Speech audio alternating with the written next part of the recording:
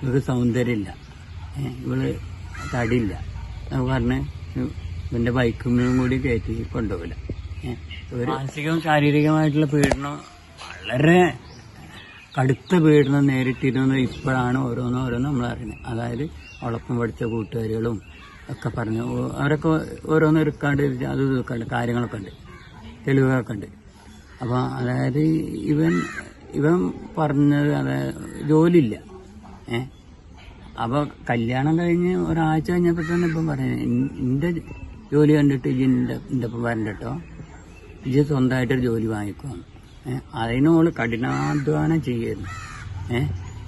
അതങ്ങനെ. പിന്നെ ഇവർക്ക് സൗന്ദര്യമില്ല, ഇവള് തടിയില്ല എന്നൊക്കെ പറഞ്ഞ് ഇവന്റെ ബൈക്കും കൂടി കയറ്റി കൊണ്ടുപോകില്ല.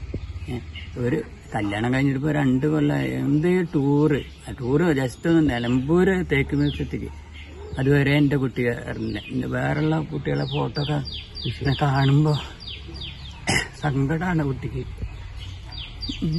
പിന്നെ എങ്ങനെ ടൂർ നടപടി വേണം നമ്മുടെ ആവശ്യം, ശക്തമായ നടപടി.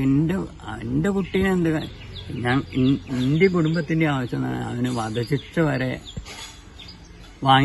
വാങ്ങിക്കൊടുക്കണം എന്നുള്ളതാണ്. അതാണ്, എന്നാലേ എനിക്ക് നീതി കിട്ടുള്ളൂ.